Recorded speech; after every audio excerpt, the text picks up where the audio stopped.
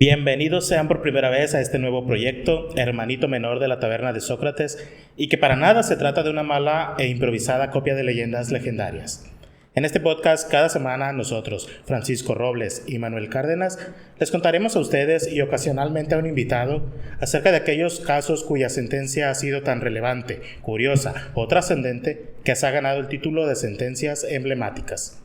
Esta semana, como no podía ser de otra forma, comenzaremos hablando sobre la sentencia de la Corte Interamericana de Derechos Humanos del famoso caso de desaparición forzada Rosendo Radilla Pacheco contra los Estados Unidos mexicanos. Cuéntame, Manuel, ¿qué tal? ¿Cómo estás? ¿Conoces algo de este caso? Francisco, ¿qué tal? ¿Cómo estás? Pues fíjate que muy contento de iniciar esta nueva sección de, como dices, de la Taberna de Sócrates. Y pues sí, fíjate que es una de las sentencias más emblemáticas, una de las sentencias más trascendentes e importantes para el derecho mexicano, para los derechos humanos en nuestro país. Y pues ahorita vamos a escuchar un poco de la historia, de la trascendencia, de la propia sentencia que llegó hasta los tribunales internacionales, hasta la Corte Interamericana de Derechos Humanos, para que nos dejen sus comentarios, para que la escuchen y comenten al respecto y nos digan qué otra sentencia o qué otro caso ustedes conocen que quisieran que platiquemos de él. Así es, Manuel. Para poder comenzar a hablar sobre este caso, es conveniente puntualizar el contexto social en el cual ocurrió. Durante la década de los 60 surgieron en el país numerosas guerrillas que evidenciaban el hartazgo social y la indignación de un pueblo cuyos reclamos jamás fueron escuchados por las vías institucionales. En ese tiempo, y quizá un poco todavía, para el Estado la paz social se imponía por la vía de la fuerza, por lo cual ante el surgimiento de las guerrillas comenzó la llamada Guerra Sucia, mediante la cual el Estado buscó reprimir dichos levantamientos. Pero el Estado no solo reprimió la guerrilla, el número de muertos y desaparecidos de la llamada Guerra Sucia es incontable, Manuel, y entre ellos se encontraron muchas personas que ni siquiera tenían que ver con estos movimientos armados.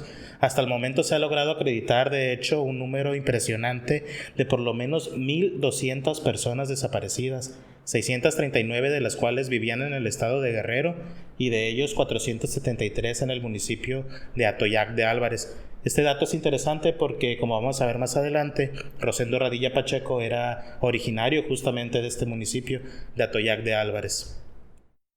Los métodos empleados, tortura y asesinato de muchas de las víctimas de esta política brutal evidencian la hazaña y la inhumanidad con la que se ejecutó. Fueron frecuentes, por ejemplo, las prácticas de enterramiento masivo de cadáveres en fosas clandestinas o las de arrojar personas vivas en medio del mar desde aviones del ejército. Ya no pasa, por suerte, nada de esto, ¿no? En la actualidad. Ya no tenemos desapariciones forzadas, por cierto.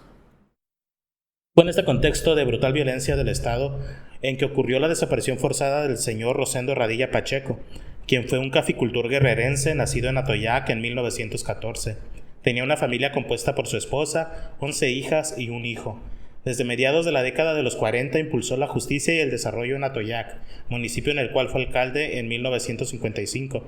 También era músico y dedicó algunos de los corridos que compuso a los movimientos encabezados por Lucio Cabañas y Genaro Álvarez. Al parecer, esta fue la razón, entre comillas, por la cual el señor Rosendo Radilla fue arbitrariamente detenido y posteriormente desaparecido el 25 de agosto de 1974. La última vez que lo vieron tenía los ojos vendados y evidenciaba maltrato físico. Nunca más se le volvió a ver, ni a él ni a los cientos de personas que fueron víctimas de desaparición forzada en aquel periodo. Ni entonces ni ahora los responsables han sido castigados. Es pues innegable la existencia de un patrón de sistemáticas violaciones de derechos humanos y de impunidad. Manuel, por componer corridos, es que supuestamente fue detenido Rosendo Radilla Pacheco. Y fíjate, Panchito, que este contexto, para empezar, aquí hay un tema bien importante, ¿no? De que la década de los 60s, 70s, donde tú no podías decir nada al gobierno porque ya hasta ponías en riesgo tu vida, la de tu familia. Ahora imagínate, la familia todo este tiempo, en ese momento ellos no había ni la más mínima posibilidad de que ellos denunciaran porque seguramente iban a correr con la misma suerte, ¿no? Así es, Manuel. Justamente esta situación ayuda a comprender por qué la familia Radilla tuvo temor de denunciar los hechos a las autoridades competentes cuando sucedieron, dado el ambiente de represión generalizado que vivía el estado de Guerrero y yo creo que en general el país, ¿no? En estas épocas. el cual incluía, entre otras acciones, la persecución de los familiares de los desaparecidos. Y por esta razón, algunas organizaciones como la Brigada Internacional de Paz, PIB, por sus siglas en inglés, le da compañía a Tita Radilla, la hija de Rosendo Radilla, desde agosto del 2003, que es cuando se empieza a destapar y entrar en auge, ¿no?, a nivel nacional la fama de este caso. No obstante lo que comentas, Manuel, resulta digno de destacar que los familiares de Rosendo Radilla Pacheco, junto con otros familiares de otras personas desaparecidas, emprendieron diversas acciones, aunque no eran jurídicas, para localizar a sus familiares, haciendo de este hecho un asunto público y notorio mediante la celebración de reuniones con funcionarios públicos de alto nivel, visitas personales a cuarteles militares y la elaboración de cartas, pliegos de protesta y comunicados de prensa que exigieron la presentación y libertad inmediata, pues no de Rosendo Radilla Pacheco, pero sí de otros detenidos por el fuero militar y por el ejército mexicano en general, vaya. Esto desembocó en la formación de un movimiento nacional de víctimas y en el surgimiento de asociaciones como la de familiares de detenidos y desaparecidos y víctimas de violaciones en derechos humanos, la AFADEM. Esta asociación es muy importante, Manuel, no sé si te suena, pero aún en la actualidad es una de las grandes organizaciones que brinda acompañamiento justamente a las víctimas, o más bien a las familiares de las víctimas de desaparición forzada en el país. Todavía hoy resuenan las voces de los familiares de Radilla Pacheco acompañando a los nuevos casos que van surgiendo. Déjale, tomo la cerveza porque yo no funciono sin ella. Pero en sí, Manuel, ¿qué pasó?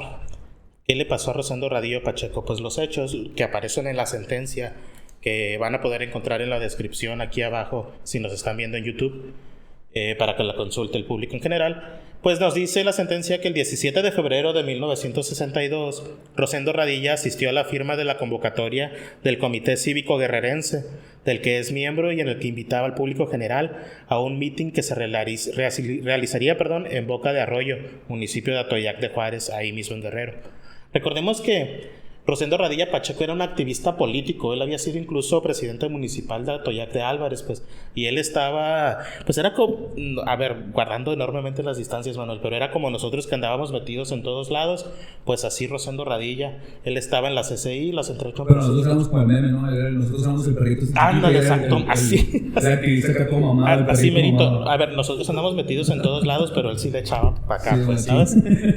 Después de eso, Manuel, el 23 de junio del mismo año, 1962, firmó un manifiesto de la Asociación Cívica Guerrerense, en la cual también militaba, y en dicho documento se trataba de orientar a la opinión pública para que no eligiera malos gobernantes, ¿tú crees? O sea, incluso el impulso era de, pues voten por los buenos, por los que no nos están lastimando. Y en dicho documento, te digo, hacía este llamado evocando a la época del general Raúl Caballero Aburto, y hacía la invitación para asistir a la convención estatal de esta asociación que te comento. Al día siguiente, Radilla Pacheco presidió el acto inaugural del Congreso Campesino de la Liga Agraria Revolucionaria Emiliano Zapata, de la CCI, de la que te comento, Central Campesina Independiente. De la actual CCI, exactamente.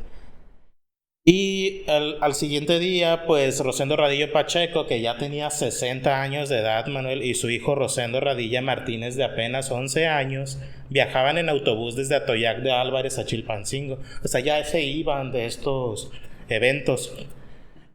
Cuando el autobús fue detenido en un retén, en donde agentes militares hicieron descender a todos los pasajeros para inspeccionarlos, a ellos y a sus pertenencias. Posteriormente, los pasajeros abordaron nuevamente el autobús para continuar el viaje. Ahí no pasó nada, nada más los revisaron.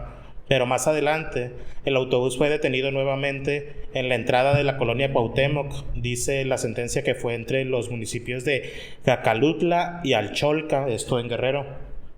Aquí los agentes militares solicitaron a los pasajeros descender del autobús para revisar su interior, y seguidamente se indicó a los pasajeros que abordarán nuevamente el autobús, a excepción de Rosendo Radilla Pacheco, quien quedó detenido porque componía corridos, como ya te había dicho. Estaban chidas las canciones, yo creo. Sí. A esto el señor Radilla Pacheco pues le dice al militar, oye, pues componer corridos no es un delito, pues qué pedo, ¿sabes? Pero el contra el gobierno. Exactamente. Pero el ¿Cómo? militar a esto le responde, pues sea como sea, mientras ya te chingaste, y lo detuvieron.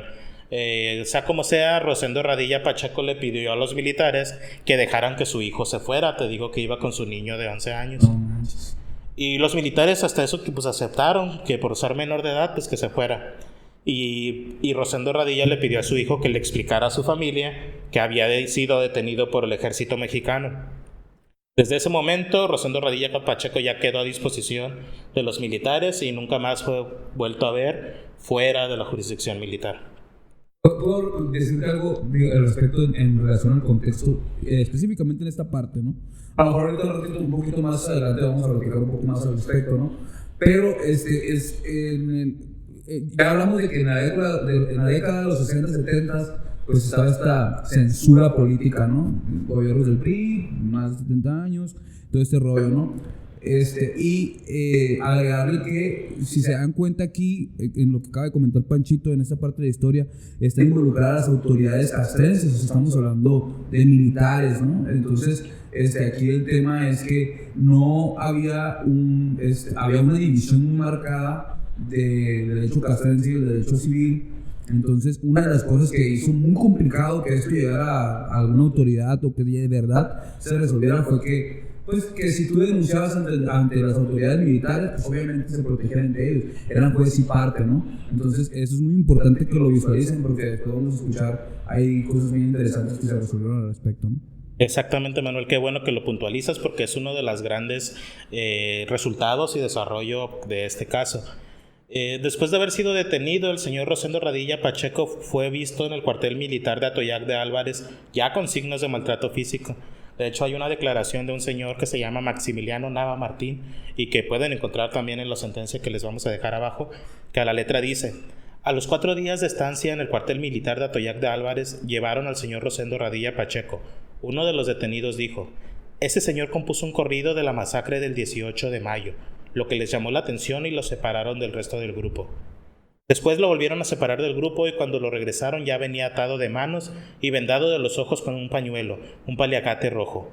Trataban de ponerle algodones en los ojos mojados con una sustancia que nunca supimos qué era, bajo la venda. Él alegaba que no le pusiera nada porque su crimen no ameritaba que le pusieran eso. No sabemos qué es, pero él se defendía de esta manera, ¿no? De momento ya no le pusieron nada, pero cuando sacaban a alguien nos decían a todos que los pesados se iban a dar un banquete. Y a los 2 días sacaron a Rosendo en una camioneta pick-up roja, diciendo que dentro de poco vendrían para los que quedábamos ahí, mientras se acababan los demás cadáveres. Desde entonces no lo volvimos a ver. Esto está en la sentencia, son palabras duras si lo piensas. Claro. Y además de ello también está en el expediente la declaración de otro señor, Enrique Hernández Girón, quien expresó haberse encontrado detenido del 25 de agosto del 74 junto al señor Radilla Pacheco en el cuartel de Atoyac de Álvarez. Su declaración está en la sentencia y a la letra dice: lo metieron en un cuarto largo en el cual pudo ver que había más personas del sexo masculino, pero todos se encontraban vendados, no cabían de tantos que se encontraban en su interior. Ahí por la venda pude ver que a su lado se encontraba el señor Radilla Pacheco, ya que lo conocía de hace tiempo por ser de Atoyac, incluso platicó con él, también se encontraba vendado. Después de platicar, esa primera noche lo sacaron a golpear, y así lo sacaban por la noche a todos para golpearlos. El señor Hernández Girón duró ahí como 1 mes con 5 días aproximadamente, pero cuando él salió, Rosendo Radilla Pacheco se quedó ahí todavía detenido en el cuartel, y lo vio durante esos días en el interior de ese cuarto. A la fecha se encontraba desaparecido, a la fecha de la declaración, que fue ya como 2007, 2008, si no mal recuerdo. Todo esto, Manuel, que te estoy contando, ya nos enteramos por la vía de las declaraciones, las periciales, etcétera, ya durante la sentencia. Pero para que el caso llegara al litigio internacional, se debe, como tú comentas, a la ineficacia de las autoridades locales. El litigio del caso ante las instancias internacionales fue motivado por la negativa de justicia en el fuero interno. Cuando el caso fue presentado ante la Comisión Interamericana de Derechos Humanos por los familiares de las víctimas, luego de 27 años, Manuel, de exigir justicia a las autoridades nacionales. Cheque la justicia pronta y expedita de México. 27 años, desde entonces hasta la fecha, desde los 60, 70 hasta el 2000 y algo, ¿no? Oye, es mi edad, güey, 27 años. Y todavía eso, después de esos 27 años, ¿sabes qué dijo el Estado mexicano? Pues el Estado dijo que los quejosos no habían agotado las instancias legales internas. Quisieron irse por principio de definitividad, ¿no? Todo este rollo.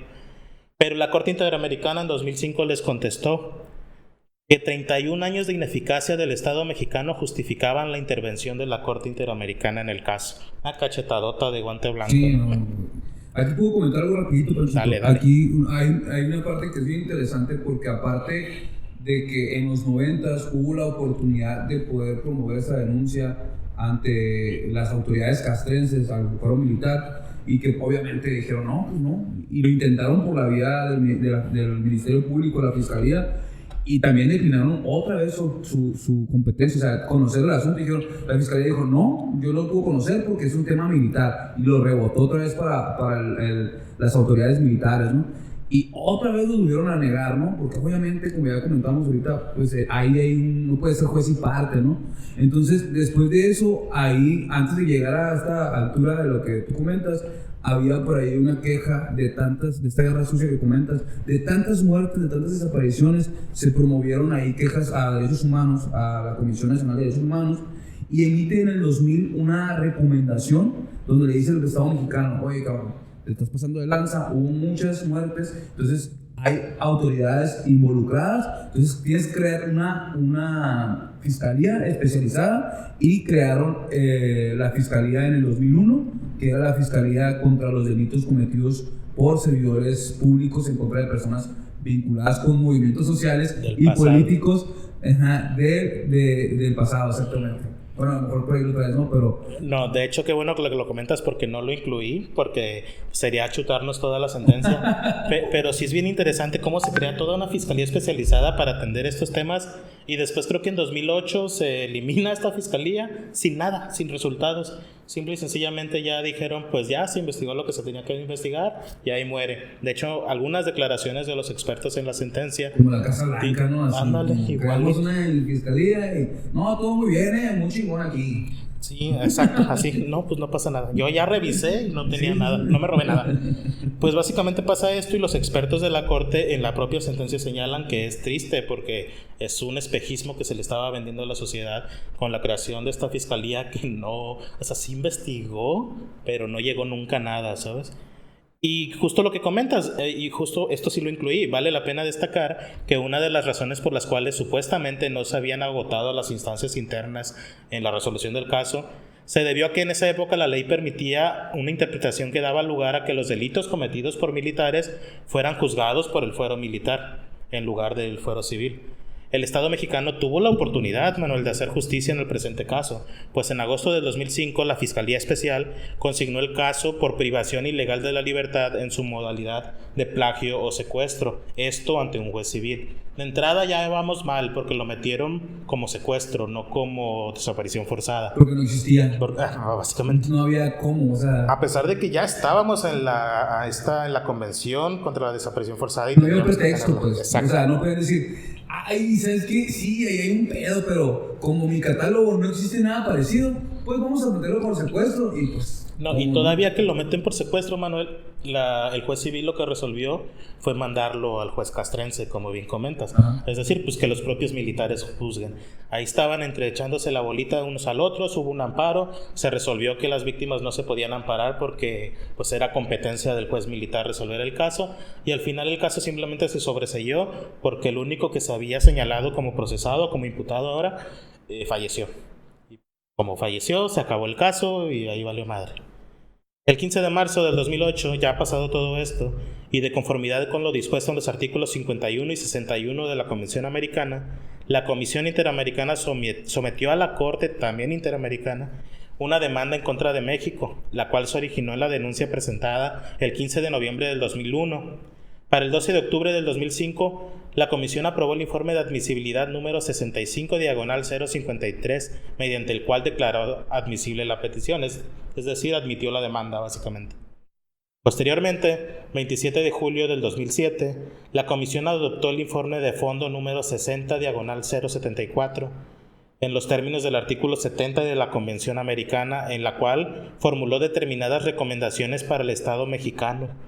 Este informe fue notificado al Estado el 15 de agosto de 2007 y para el 13 de marzo del 2008, tras considerar que el Estado mexicano no había cumplido con las recomendaciones, la Comisión Interamericana decidió someter el presente caso a la jurisdicción de la Corte. O sea, todavía nos dieron chance otra vez. Ya había una recomendación del Organismo de Derechos Humanos Nacional. Vino el organismo internacional a darnos una recomendación y no hicimos nada hasta que fuimos a parar a la Corte. Por eso es súper importante esa sentencia, porque visibilizó, ¿no? O sea, hizo que se visibilizara esta falta de voluntad del Estado mexicano para investigar y sancionar al responsable, ¿no? Algo que creo que pasamos hace muy poco, ¿no? El tema de los 43. Creo que aquí hubo peritos que estuvieron aquí y que ni siquiera los dejaron trabajar, y una situación muy parecida, ¿no? Justo por eso comentaba hace rato, Manuel, la importancia de entender que la familia hizo que el caso se visibilizara. Porque ahorita es muy fácil, y se escuchan redes en todos lados, que pues ya pues se murieron los de Ayotzinapa, ya para qué hacen desmadre y no sé qué. No, los casos tienen que salir a la luz, porque no hay otra manera. El Estado mexicano no va a salir por las buenas a resolverlo sus propios errores, ¿sabes? Tiene que hacerse mediático, tiene que volverse público y tienen que llegar a las últimas instancias. Así como ahora hace poco que se admitió el caso de la guardería ABC, por ejemplo. ¿Te imaginas que todos estos años los padres o los organismos, las asociaciones que surgieron no hicieran público el caso? Simplemente el gobierno se hace el oxiso y no pasa nada. Así se generan este tipo de cambios.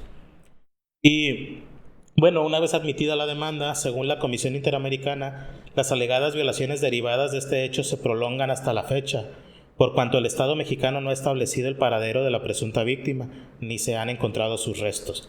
De acuerdo al alegado por la Comisión, a más de 33 años de los hechos, existe una total impunidad, ya que el Estado no ha sancionado penalmente a los responsables, ni había asegurado a los familiares una adecuada reparación.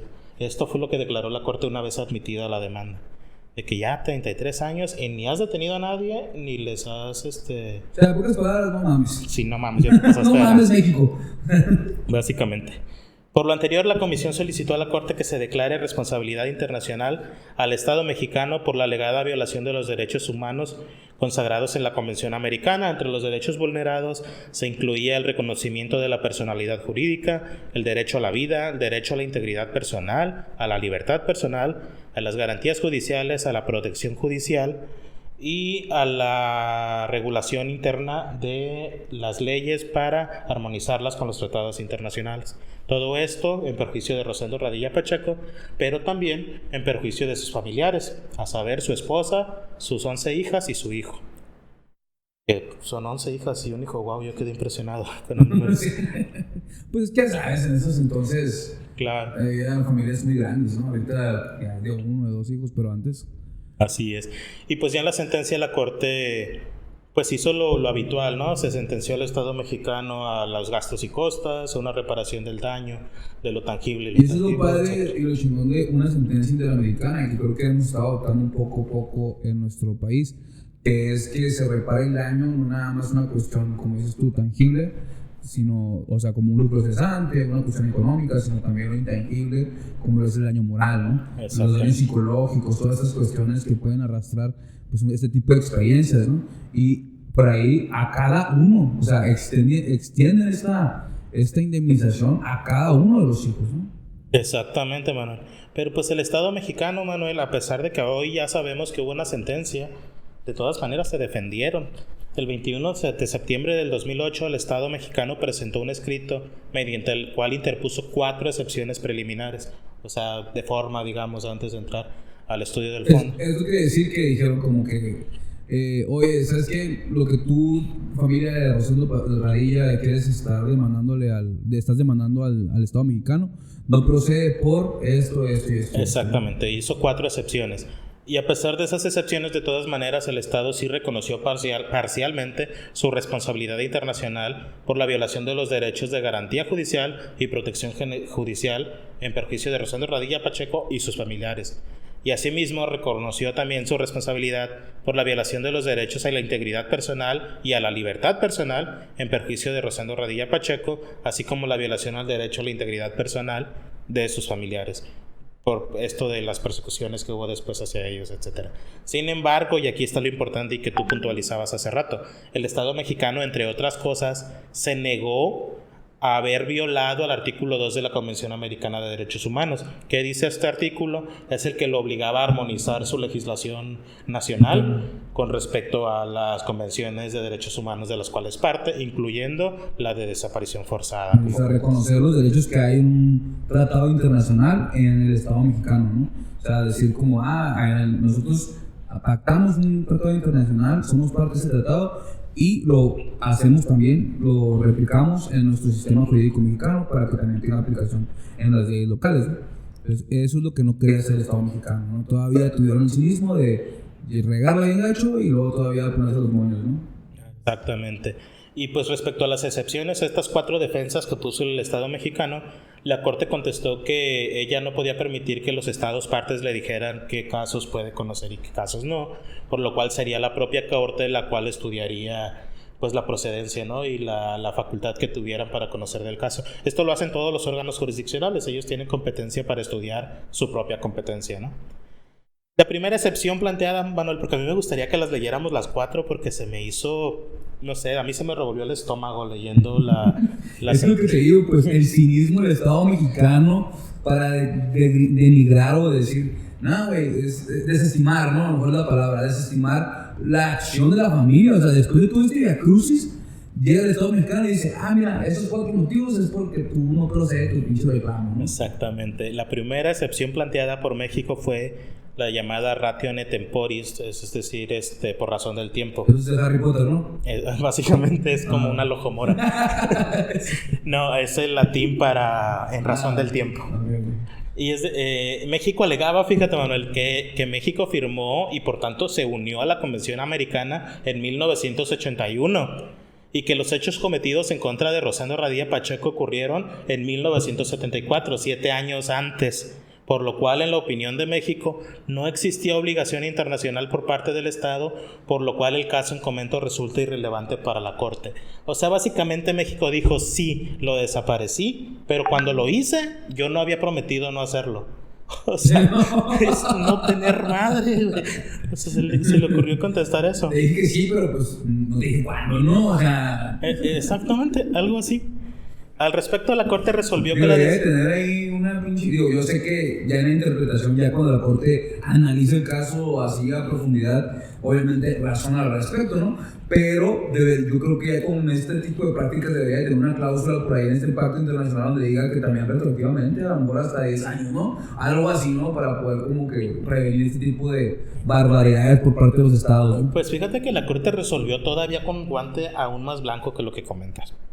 La Corte le dijo, ¿sabes qué, México? Simón, sí es cierto, yo no te puedo juzgar por actos que ocurrieron antes de la entrada en vigor de la Convención. Te la compro, está bien. Simón, vale. El detalle, México, es que la desaparición forzada, según la Corte, es un delito continuado y permanente, que los efectos subsisten a pesar de que se haya hecho el primer acto en algún momento, exactamente, mientras el Estado no demuestre o no encuentre o no dé noticias o indicios sobre el paradero de la persona desaparecida, la violación a derechos humanos subsiste y por lo tanto la responsabilidad internacional subsiste. Así que, ¿crees, México? No procede tu queja hasta ahorita. Qué bueno, porque sería una mamada.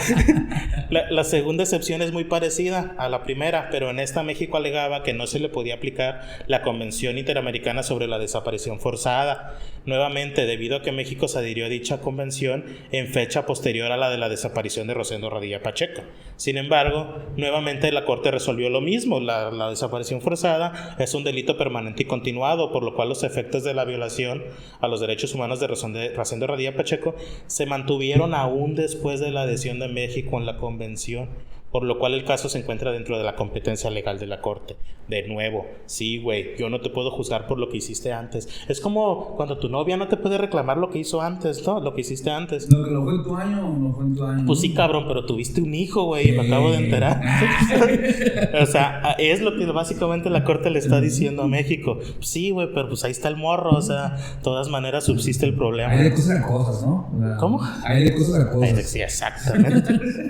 En su tercera excepción, México hizo la razione materiale, otro hechizo de Harry Potter. En esta la excepción es en razón de la materia. Y esto ocurrió, Manuel, por un tecnicismo que México, la neta, qué bárbaro haberlo encontrado. Resulta que cuando la Corte Interamericana le manda la demanda a México, pues para que la estudie. Es que ese tipo de situación que dijeron, güey, esta nos van a perder, dice internacionalmente, pero no la vamos a perder tan mal, o sea, la vamos a perder pero la raya, cabrón. Básicamente. Entonces lo que hizo la Corte, güey, fue decirle a México, ¿sabes qué? Con fundamento en la Convención Americana y a la Carta de la OEA, pues te vamos a juzgar por este caso. Y México contestó, no. La Carta de la OEA no te da facultades a ti, Corte, para juzgarme a mí. No, mi ciela. No, mi ciela, básicamente. Y la Corte señaló que en efecto, fíjate que en esto le dieron la razón a México. La Carta de la OEA no otorga facultades a la Corte. La bronca es que de todas maneras la Convención Americana sí, por lo cual la Corte era competente para conocer el caso debido a la Convención Americana y solamente señaló la Carta de la OEA como prueba de que México se había comprometido desde mucho tiempo antes con el tema de derechos humanos, razón por la cual nuevamente México, tu excepción no valió madres. Y seguimos. Cuarta excepción. Pues la cuarta excepción planteada por México también es en razón del tiempo, y esta es la que a mí se me hace más grave. Esta a mí me revolvió la panza, la neta. México alegaba, fíjate, que cuando hay desaparición forzada, después de un tiempo se puede asumir que la víctima murió. Y México dice que por lo tanto la muerte de Rosendo Radilla Pacheco se podía asumir en fecha anterior a 1998, fecha en la que entró en vigor la función contenciosa de la Corte. O sea, la Corte empezó a juzgar a los países a partir de esa fecha. Pero según México, Rosendo Radilla Pacheco podemos asumir que se murió antes. Y si se murió antes, ya no podemos decir que el delito es continuado y permanente. ¿Sabes? ¿Se entiende? La neta es una defensa... La neta es valorable. Está se esforzaron. El descaro está bien cabrón, pero se esforzaron. A esto la Corte... se lució, para mí también la respuesta fue muy buena. Yo quiero algo rapidito antes de que pase más este pedo, ¿no? Dale. Cuando nosotros hablamos de estos temas, no estamos hablando de una manera sensibilizada, ¿no? Porque pareciera que estamos hablando un poquito fríos, pero estamos hablando de una cuestión más técnica, ¿no? O sea, yo al momento de decir, no, pues sí, se lucieron y sí, no estoy como pues minimizando que estamos hablando de una desaparición forzada, o sea, de un caso súper grave, de un caso que neta afecta un chingo a nuestro estado y que es de los peores males que tenemos en nuestro país, ¿no? Pero nomás para aclarar, ¿no? Porque no van a decir, que esto es... Sí, no, aclarando, a ver, yo mismo dije que este argumento a mí me revolvió el estómago porque se me hace sumamente descarado, pero en el papel es una estrategia que como mínimo es interesante. Jurídicamente hablando es una defensa que le pudo haber servido al Estado mexicano. Por suerte la Corte Interamericana, le contestó. Fíjate que chingón le contestó también, güey, porque le dijo, ok, México, tienes razón, fíjate. En la desaparición forzada se puede asumir que la víctima ya murió. Pero... la bronca, México, es que es a ti a quien te toca demostrar que murió. Como tú eres el victimario, la carga de la prueba recae sobre ti. Y tú eres el que tienes que dar indicios sobre su supervivencia o muerte. Y como no me estás dando indicios de que él esté efectivamente muerto, para mi Corte, Rosendo Radilla Pacheco puede seguir vivo. Por lo tanto, pues, sigues violando sus derechos y por lo tanto admito la demanda. ¡Tas! Drop the mic. La neta, la Corte se la rifó bien duro ahí. No, sí está muy chingona esa parte, güey. Y pues ya, con esto fue admitida la demanda, se llevó a cabo la audiencia y ya nos enteramos de todo esto que leímos antes por las declaraciones, las periciales, los estudios. De la década de los 60, 70 a los 2000. 2009, ¿no? Fue en 2009, efectivamente. El 6 de julio del 2009 se llevó a cabo la audiencia ante la Corte Interamericana de Derechos Humanos y fue el 23 de noviembre del mismo año cuando la Corte emitió la sentencia sobre el caso, condenando al Estado mexicano por graves violaciones a los derechos humanos. Actualmente los peticionarios se encuentran todavía en la fase de periodo de cumplimiento de la sentencia. Recordemos que la sentencia incluía un acto público en el cual se pida el perdón por parte del Estado, la restitución de la memoria histórica. Hasta hubo un concurso hace como, ¿qué será? 6 años ya, en el cual se convocaba un corrido de Rosendo Radilla Pacheco. Eso fue parte del cumplimiento de la Por sentencia. los Tucanes de Tijuana. Pues no sé quién ganó, la neta, no me acuerdo. El caso Radilla Pacheco tuvo un gran impacto en el sistema jurídico mexicano, tanto por haber sido el primer caso significativo en que la Corte condena al Estado mexicano. De hecho, creo que fue el primero en general donde condenan al Estado mexicano, como por contener órdenes para que México se realicen cambios estructurales de gran importancia para la vida pública del país. En primer lugar, Manuel, al ser el caso Radilla Pacheco el primer caso en el que la Corte condena a México por violaciones a derechos humanos, ordenó una serie de medidas de reparación en concordancia con las graves violaciones. Las autoridades mexicanas se vieron forzadas a establecer criterios para el cumplimiento de esas y otras sentencias que emitiera en el futuro la Corte. Vamos a ser un poco reiterativos aquí. Como era la primera vez, pues México nunca se había obligado a hacer un protocolo de cómo cumplir la sentencia, ¿sabes? De cómo tratar con las víctimas. Entonces, fue un parteaguas. A partir de ahí, México tuvo que establecer este protocolo y la Suprema Corte de Justicia tuvo que hacer un jalezote también de, bueno, a mí como Poder Judicial, ¿qué me toca?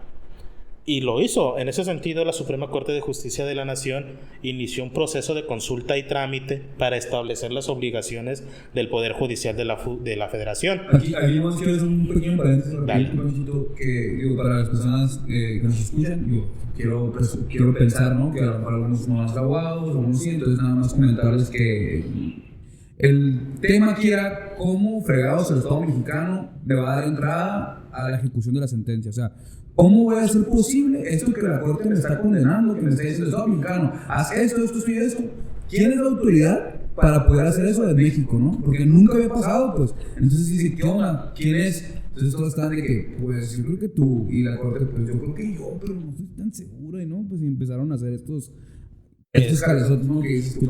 Exactamente, Manuel. Justo eso comenzó a pasar y en 2011, en julio de 2011, la Corte llegó a una conclusión y estableció que las sentencias de la Corte Interamericana en contra de México son obligatorias para todas las autoridades mexicanas, siendo únicamente orientadores los criterios contenidos en las sentencias pues ya existentes, ¿sabes? Como no se había condenado a México, tuvieron que basarse en los lineamientos establecidos en otras sentencias que ya existían para Honduras, Guatemala, en otros casos, que pronto veremos aquí mismo, quédense al pendiente.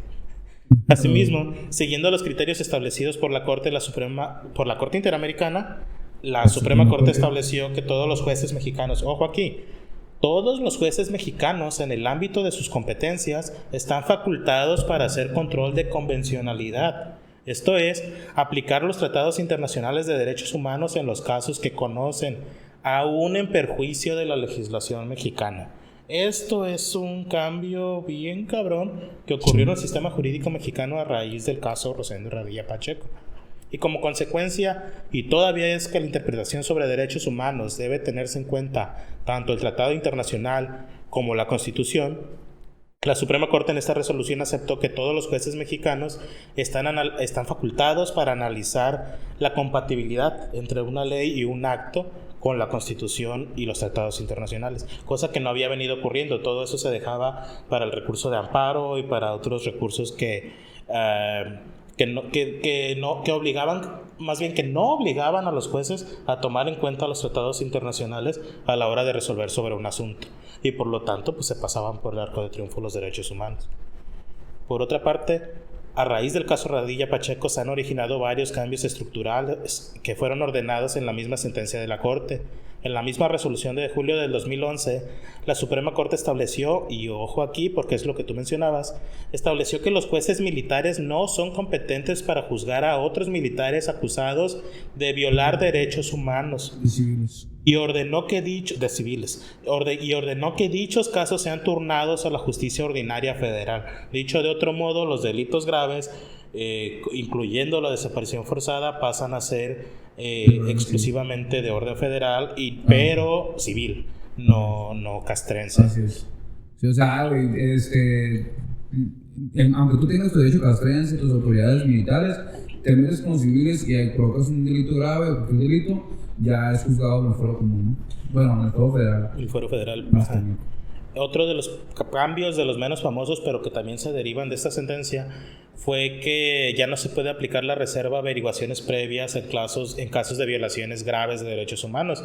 Es de hecho eso lo que permite que hoy en día el caso Radilla Pacheco, toda la averiguación previa sea pública y que cualquiera la pueda consultar. Esto en cumplimiento de la Ley Federal de Transparencia y Acceso a la Información Pública. Sí, que antes nada más era, por ejemplo, cualquier cosa que involucrara un delito relativo a, o sea, que tuviera el involucramiento, que tuviera involucrado a una autoridad, se tenía ya como, bueno, pues esto es confidencial, ¿no? No puedes saber nada de la investigación y ya nadie sabía nada de eso, ¿no? Sí, y se unía con este tema de que los militares se juzgaban entre ellos, todo lo militar se reservaba por temas de seguridad. Y pues, ¿dónde quedó la bolita, chato? El caso Radilla Pacheco también resulta paradigmático, finalmente, ya para terminar, que por establecer la obligación de adoptar estándares de derecho internacional en la atención de la desaparición forzada. No lo dijeron textualmente, pero básicamente se obligó al Estado mexicano a incluir en su catálogo de delitos la desaparición forzada, pero tal y como era entendida en el derecho internacional, no como la entendía el derecho mexicano. Ese fue el gran cambio, digamos, que actualmente ya existe la desaparición forzada en nuestro Código Penal Federal y que ya no lo juzga el derecho castrense, el derecho militar, Manuel. ¿Qué opinas de este caso tan denso? Pues fíjate que aparte de estos puntos, lo comentaste un poquito ahorita, pero uno de los que se me hace súper importantes, obviamente el tema de que tengamos en nuestro catálogo de delitos la desaparición forzada, que es muy diferente a lo que es el secuestro, ¿no? Porque acuérdense que es como un secuestro, pero hecho por una autoridad, ¿no? Que puede ser una militar, un cuerpo policíaco, incluso si lo hace un ejecutivo, por ejemplo, ¿no? Bueno, este tema es muy importante, pero también este fue el inicio de la reforma del año 2011, ¿no? De cómo se dio este cambio, de repente no se dieron cuenta, pero de repente los derechos humanos estuvieron en boga de todas las autoridades, en boga de todos los ciudadanos, pero fue precisamente a raíz de esta sentencia en la que ya todos sabemos que hay derechos humanos, perdón, porque parece que antes no había, aunque sí los había, ¿no? Eso es el caso, ¿no? Pero al final de cuentas tenemos esta reforma precisamente por esta chamba que se aventó la Corte analizando si los jueces del orden común o los jueces federales podían aplicar tratados internacionales, si no los podían aplicar, qué pasa si una norma en México dice no, esto no, y violenta el derecho humano, qué tiene que hacer el juez, lo aplica o no lo aplica. Entonces todo esto, gracias a esta sentencia, vimos un gran avance en el año 2011, hemos visto un gran avance en estos años que se han podido conformar en materia de derechos humanos, ¿no? Pero por otro lado, fíjate, Panchito, que es bien curioso porque ahorita, en este momento, en el año 2020, de todas esas cosas que la Corte Interamericana condenó al Estado mexicano, hay 3 puntos, fíjate, que todavía no se han logrado cumplir y que incluso todavía esta cuarta, quinta generación de la familia Radilla Pacheco ha estado ahí todavía fervientemente. Incluso Tita fue una de las 11 hijas de Rosendo que no aceptó la indemnización económica, porque todos hicieron una indemnización económica, pero ella no la aceptó porque dijo que no iba a aceptarla hasta en tanto no encontrar el cuerpo de su padre, ¿no? Y es la que ha estado ahí metida en el activismo de la búsqueda, se hacen excavaciones, no sé si sepan, esta asociación civil que comentó Panchito al respecto de la búsqueda de personas desaparecidas, hacen excavaciones, van y buscan, sacan cadáveres, cuerpos, y horrible, o sea, es un tema horrible y de verdad escabroso en nuestro país. No tenemos idea ni podemos dimensionarlo. Ahorita lo estamos cotorreando, a lo mejor sí, un poco ameno, pero es un problema muy grande en nuestro país. Y fíjate que los 3 puntos que todavía no ha cumplido el Estado mexicano es el derecho a la verdad para conocer la suerte del paradero de Rosendo Radilla, que es este tema que te digo, que las búsquedas que se hacen. Por otro lado, también el derecho a la justicia para ver finalmente sancionados a los responsables intelectuales y materiales de la desaparición forzada. Y luego también, pues, el derecho a la reparación plena, integral, incluida la atención médica y psicológica para las 4 generaciones. O sea, porque esto no nada más fue para las hijas y los hijos, sino que trascendió hasta las 4 generaciones, pues los nietos saben que su vuelo fue desaparecido y también causa un tema, pues una cuestión, un daño moral a los hijos. Incluso creo que hace poco hicieron algunas acciones, un amparo incluso promovieron para poder lograr, en 2018, fíjate, para poder lograr que las autoridades encargadas de la investigación fueran citadas como autoridades responsables, aquellas que siguen con vida obviamente, porque pues, de aquí a hace tiempo, incluso uno de ellos que se comenta o se menciona dentro de ese amparo es el expresidente Luis Echeverría, que todavía sigue pues, en calidad en calidad de jefe de las Fuerzas Armadas, y estamos hablando de 2018, entonces todavía hasta ahorita están en esta lucha. Es impresionante cómo pues tenemos que ir hasta tribunales internacionales para que nuestro propio Estado nos reconozca derechos humanos.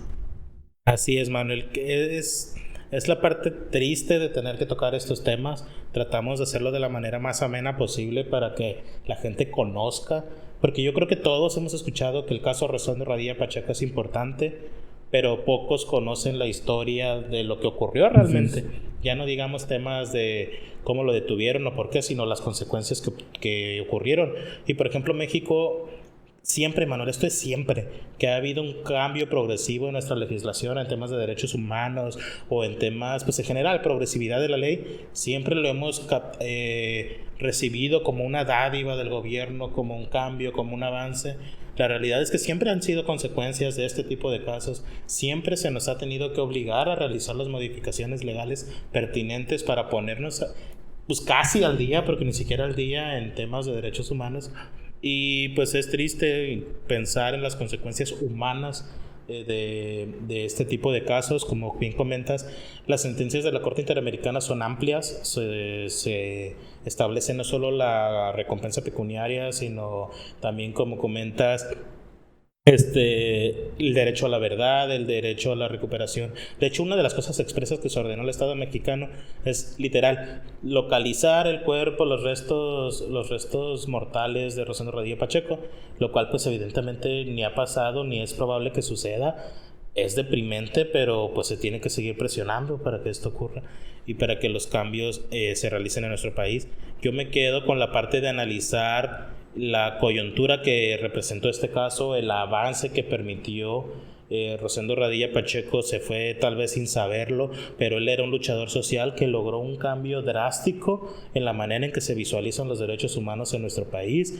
Y pues, insisto, él se fue sin saberlo, pero yo creo que logró incidir de una manera mucho más profunda de la que estaba o pudiera haber incidido ya a sus 60 años de edad con todo lo que había logrado en su vida.